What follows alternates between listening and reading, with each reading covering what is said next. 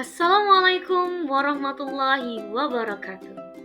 Halo guys, perkenalkan nama saya Agnesia Adestiari. Dan di sini saya akan membagikan video mengenai prosedur pengembangan media. Tonton sampai habis ya. Baiklah teman-teman, yang akan kita bahas pada hari ini dari prosedur pengembangan multimedia. Yang pertama, ada 6 tahapan metode Multimedia Development Life Cycle atau MDLC. Dan yang kedua, ada 5 komponen aplikasi. Pengembangan multimedia agar dapat dimasukkan dalam pembelajaran harus melalui tahapan-tahapan yang terancang dengan baik dan runtut, agar produk multimedia yang dihasilkan memiliki kualitas yang baik dan tepat digunakan dalam pembelajaran. Pengembangan multimedia dapat dilakukan dengan Multimedia Development Life Cycle yang terdiri dari 6 tahapan. Yang pertama, konsep. Yang kedua, design. Yang ketiga, obtaining content material. Yang keempat, assembly. Yang kelima, testing. Yang keenam, distribution.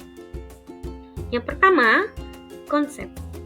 Untuk merumuskan dasar-dasar dari proyek multimedia yang akan dibuat dan dikembangkan. Yang kedua, desain atau rancangan. Tahap di mana pembuat atau pengembang proyek menjabarkan secara rinci apa yang akan dilakukan dan bagaimana proyek multimedia tersebut akan dibuat. Yang ketiga, pengumpulan materi. Proses untuk pengumpulan segala sesuatu yang dibutuhkan dalam proyek. Yang keempat, penyusunan dan pembuatan. Waktunya proyek multimedia diproduksi. Yang kelima, testing atau uji coba. Nah, setelah hasil dari proyek multimedia selesai, perlu dilakukan uji coba. Uji coba dilakukan dengan menerapkan hasil dari proyek multimedia tersebut pada pembelajaran secara minor. Dan yang keenam yaitu menyebarluaskan. Nah, pada tahap ini adalah tahap pengandaan dan penyebaran hasil kepada pengguna. Multimedia perlu dikemas dengan baik sesuai dengan media penyebar luasannya. Apakah melalui CD, DVD, download, atau media yang lain. Selain menggunakan metode Multimedia Development Life Cycle, terdapat juga metode pengembangan multimedia untuk pembelajaran lain. Menurut Vaughan, ada 6 tahap yang sesuai untuk pengembangan multimedia, yaitu analisis, pengujian awal, pengembangan prototype, perkembangan alfa, pengembangan beta, dan pengiriman. Tahap yang pertama yaitu analisis. Dalam tahap ini dilakukan identifikasi perkiraan kebutuhan yang dihasilkan dari penelitian awal. Di samping itu, dilakukan analisis mengenai teknologi, macam multimedia, dan media yang digunakan. Yang kedua, pretesting atau pengujian awal.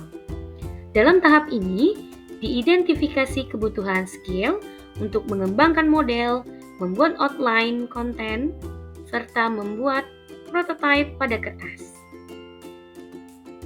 Yang ketiga, pengembangan prototipe. Dalam tahap ini dilakukan pembuatan script mockup dan desain visual tampilan, peta konten, interface, dan skrip atau cerita. Selanjutnya, pengembangan alpha. Dalam tahap ini dilakukan pembuatan storyboard, ilustrasi, audio, video, serta pemecahan masalah teknis yang dapat menghambat pengembangan model.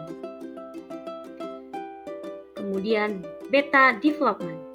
Dalam tahap ini dilakukan pembuatan dokumen manual dan kemasan master file serta pemberitahuan kepada media. Dan yang terakhir yaitu pengiriman. Dalam tahap ini dilakukan penyiapan pendukung teknis, peluncuran produk, penggandaan produk, dan penyelesaian pembayaran kepada semua pihak. Komponen dan model multimedia pembelajaran. Oh iya teman-teman, tahu nggak sih? Komponen aplikasi multimedia terdiri dari graphics, teks, video, sound, dan animasi. Komponen-komponen yang perlu disiapkan untuk mengembangkan multimedia dapat dikelompokkan sebagai berikut. Yang pertama, bahan visual.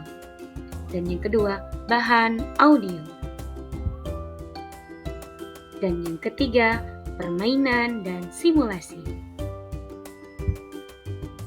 Media dari bahan-bahan visual tidak memerlukan proyektor untuk melihatnya. Oleh karena itu, media jenis ini relatif banyak digunakan oleh guru-guru. Secara garis besar, media ini dapat dibedakan menjadi dua. Yang pertama, gambar diam menyerupai fotografik yang menggambarkan lokasi, objek tertentu, serta benda-benda.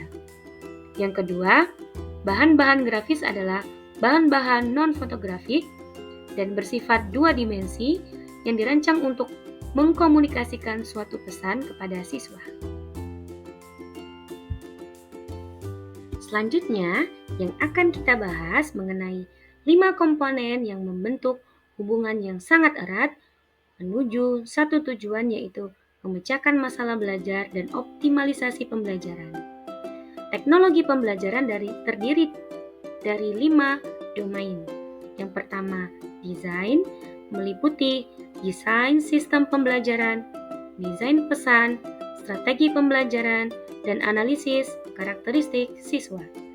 Yang kedua, pengembangan yang meliputi teknologi cetak, teknologi audio visual, teknologi komputer, dan teknologi terpadu.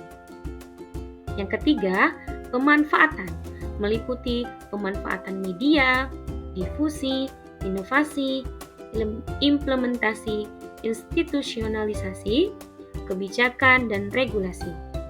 Yang keempat, pengelolaan yang meliputi pengelolaan proyek, pengelolaan sumber belajar, dan pengelolaan informasi. Dan yang terakhir yaitu evaluasi, meliputi analisis masalah, pengukuran beracuan kriteria, evaluasi formatif, dan sumatif. Baiklah teman-teman, itulah tadi penjelasan saya mengenai prosedur pengembangan media. Semoga bermanfaat. Jangan lupa like, comment, and subscribe. Terima kasih. Wassalamualaikum warahmatullahi wabarakatuh.